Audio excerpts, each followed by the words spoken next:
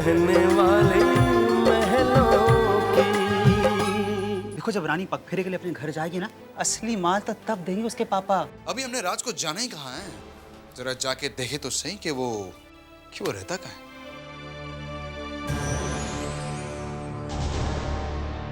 सामने करोड़ों हो तो कोई हजारों का फायदा क्यों देखे?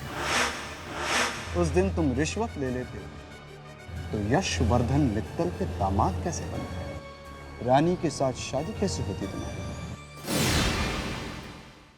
क्या रानी ने शादी मुझसे इसलिए की? क्या वो इसलिए शादी के लिए राजी हो गई कि मैं घर का दामाद? अब तो तुम यशवर्धन मित्तल के दामाद बन के रहोगे। सामने करोड़ों हो तो कोई हजारों का फायदा क्यों दे? अब तो तुम यशवर्धन मित्तल के दामाद बन के रहोगे। उस दिन तुम रिश्वत ले लेते तो यशवर्धन के दामाद रानी के साथ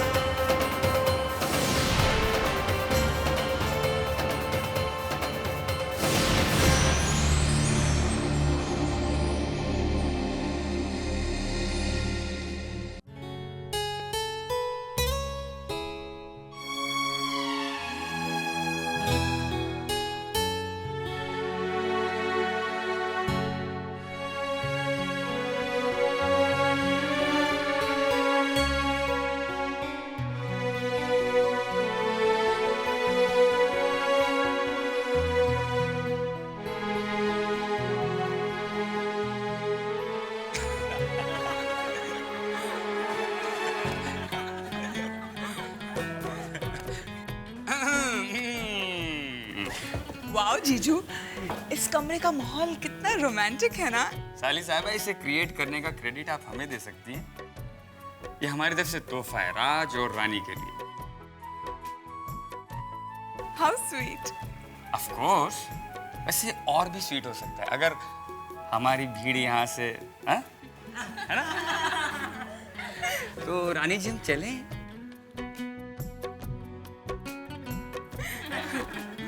दिल का भंवर करे पुकार, प्यार का राग सुनो, प्यार का राग सुनो रे ओ।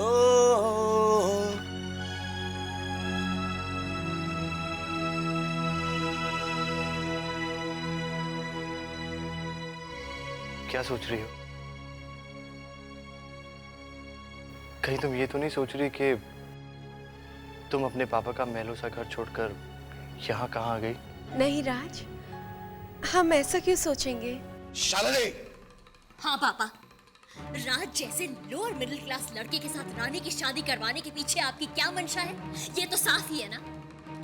राज जैसे लड़के को आपका घर दामाद बनने से क्या इतराज हो सकता है? देखो रानी, अगर तुम्हारे पापा या तुम्हारे परिवार वाले ये सोचते हैं कि मैं घर दामाद बन जाऊं तो शालू, तुमने सोच भी कैसे लिया कि मेरा इरादा राज को घर दामाद बनाने का है? नहीं राज, हमारे पापा तो ऐसे सोच भी नहीं सकते हैं। अगर ऐसी बात ना होती तो आप राज जैसा लड़का रानी के लिए ना चुनते। चुनता, जरूर चुनता, क्योंकि राज मुझे अच्छा लगा। घर दामाद वाली बात ना तो कभी मेरे दिमाग में आई और ना ही ये गलतफहमी तुम कभी अपने दिमाग में लाना। रानी को मैंने उसके ससुराल विदा किया है। और विदा करते वक्त ये कह के भेजा था कि जहां भी तुम दुल्हन बनकर जा रही हो, अब वही तुम्हारी दुनिया है, वही तुम्हारा घर है। आपको जरूर कोई गलतफहमी हुई है। तो तुम्हारे पापा ने कभी नहीं सोचा कि मैं...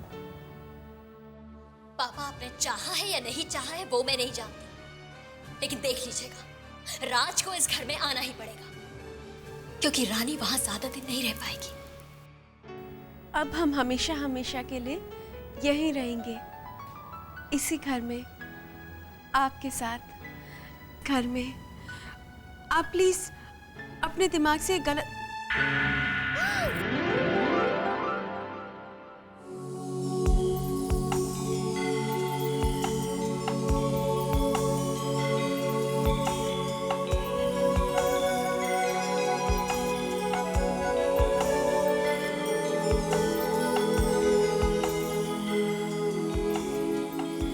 अब मैं समझा कि लोग छिपकली को इतना शुभ क्यों मानते हैं।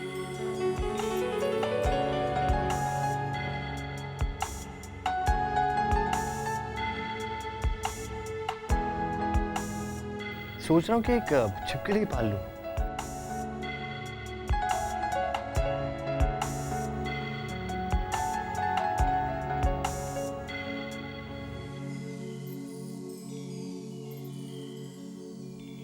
रानी, हमारी सगाई, हमारी शादी, सब कुछ इतनी जल्दी हो गई कि हम एक दूसरे से अनजाने पहचाने से रहे। अनजाने पहचाने?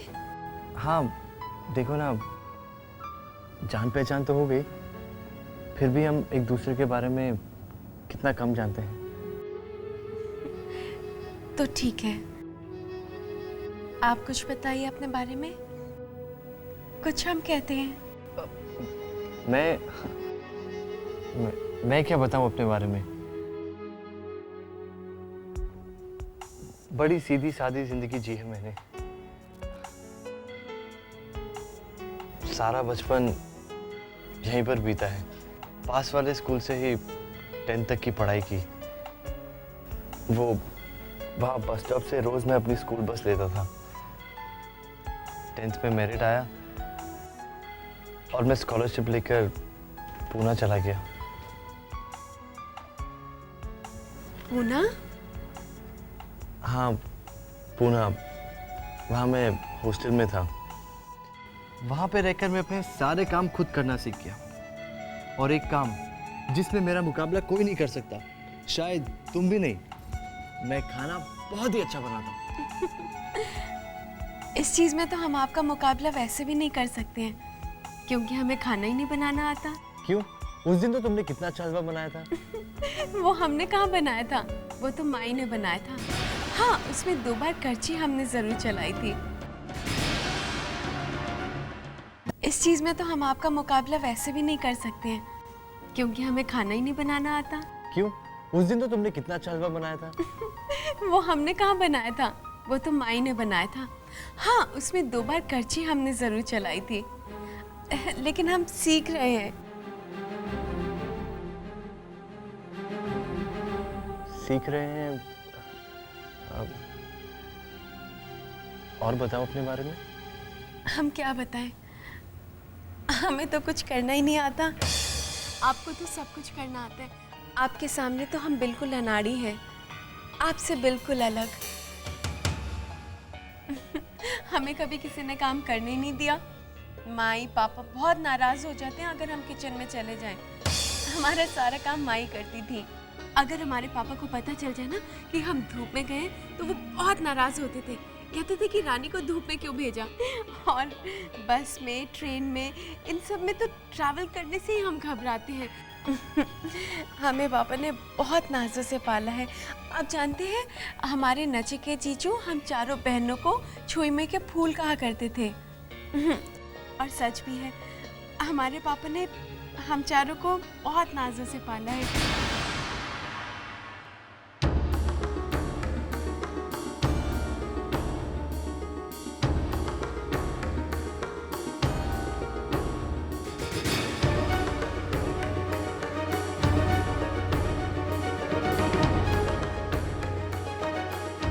सबने मुझसे रानी के बारे में झूठ बोला। मैंने रानी के बारे में अपने मन में जो तस्वीर बना के रखी थी, रानी तो उससे बिल्कुल अलग है। मेरी जिंदगी में तो बहुत संघर्ष है। तेज धूप में भी चलना पड़ेगा, पथरीले रास्तों से भी गुजरना होगा।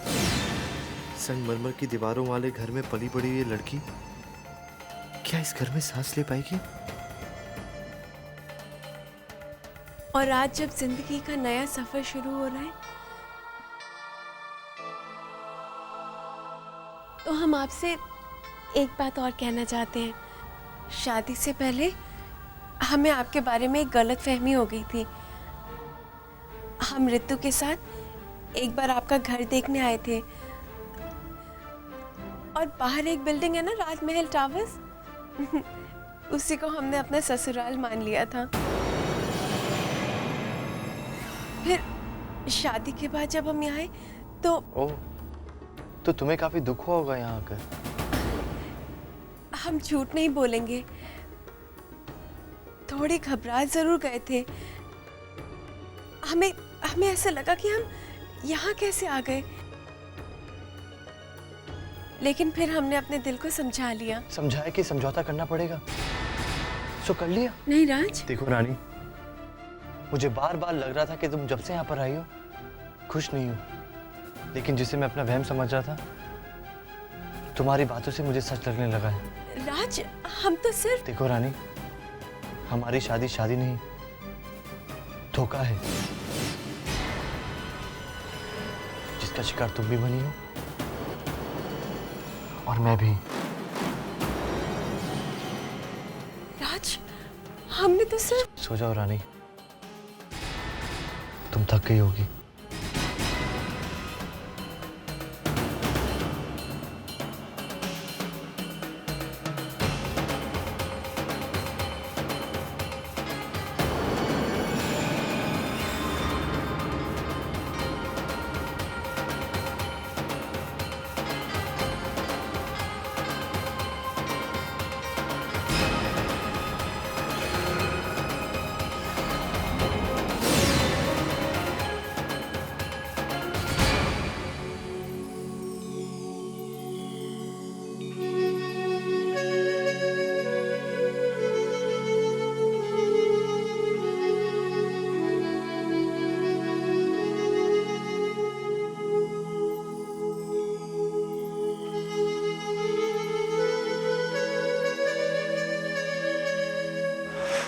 खुशनुमा थे सिलसिले, क्यों हुए ये फासले, करे भी तो किससे हम गिला,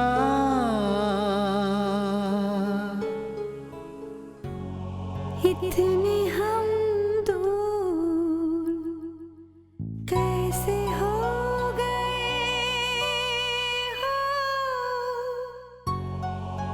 दिल को कुछ पता ही ना चला।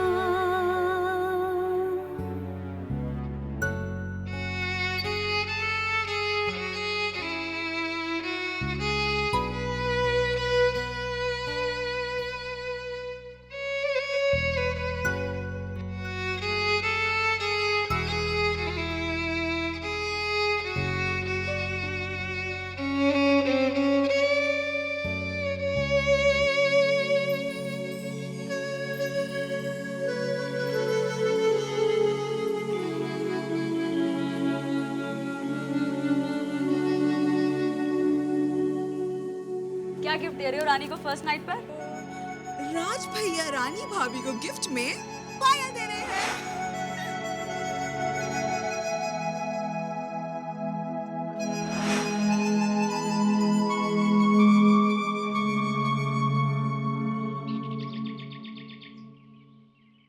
मन जाहिरा चव मिलहि सोबर सहज सुंदर सा। राज,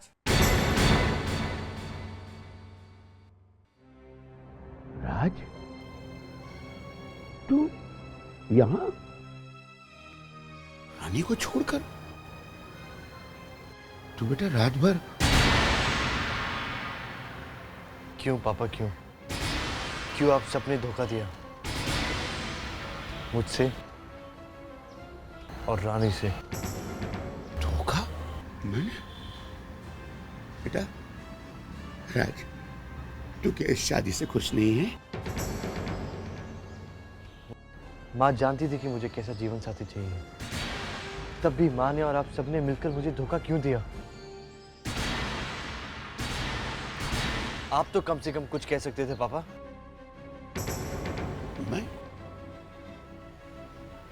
मैं क्या कहता? कुछ कहना तो जैसे मैं भूल ही गया हूं। बस सुनने की आदत रह गई है। कई बार दूसरों की कई भी सारी बातें दोहरा देता हूं बस। आप तो कुछ बोलते नहीं और बोलने वाले झूठ पे झूठ बोले जाते हैं, और इस सब की सजा मुझे और रानी को भुगतनी पड़ेगी। जो कुछ भी हुआ अच्छा नहीं हुआ पापा। राज, राज बेटा, अपना गुस्सा बेचारी रानी पर मत निकालना। अपनों को छोड़कर बेगानों के बीच में तुम्हारे लिए तो चली आई है वो। उसकी आंखों में मैंने इस घर के लोगों को अपना बनाने की कोशिश देखी है बेटा। न तो दोष तुम्हारा है, न ही रानी का। दोष बस हालात का है।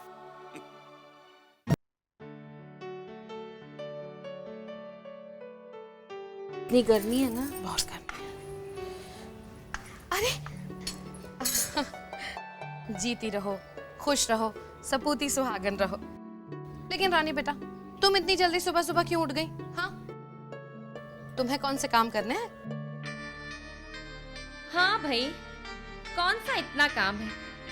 और मैं जरा सा लेट उठूं तो इतनी लंबी चौड़ी लिस्ट गिना दी जाती है काम की। अच्छा, तो हमारी बहू रानी हमारे बेटे के लिए चाय लेने आई है ना? आरती बेटा, जल्दी से चाय बना ले, जल्दी। जब चाय बन जाएगी ना, तब मैं तुम्हें बुला लूंगी, ठीक है ना? अरे एक मिनट, आरती बेटा, रानी के लिए ठंडे दूध में गुलाब का शरबत बना दे।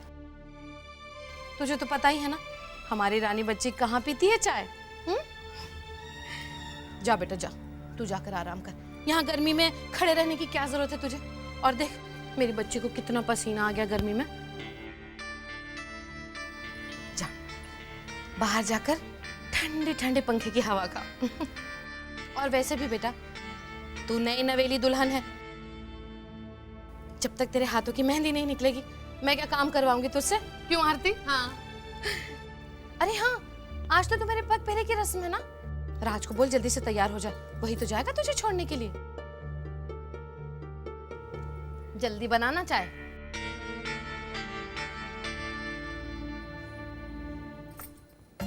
वैसे बता रहे हैं, मुझे तो यहाँ बिल्कुल गर्मी नहीं होती। हाय, एयर कंडीशनर लगा हुआ है किचन में। चाय बनाइए नौकरानी, लेके जाए वो महारानी।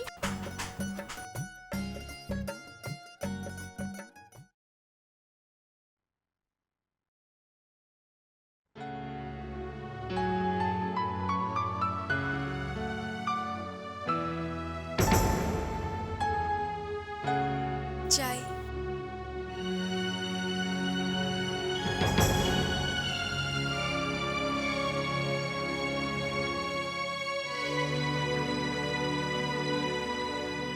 रानी,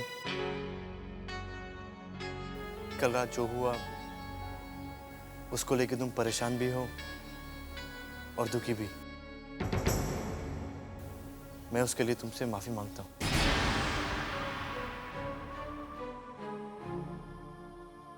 लेकिन जो हम दोनों के साथ हुआ वो ठीक नहीं हुआ। हम अपनी ओर से पूरी कोशिश करेंगे। पर रानी, बात कोशिश करने की या ना करने की नहीं है। बात तो ये है कि हम दोनों एक दूसरे के लिए बने नहीं हैं। मैं वो लड़का नहीं जिसे तुम्हारा जीवन साथी बनना चाहिए, और तुम वैसी नहीं जैसी जीवन साथी की कल्पना मैंने की थी।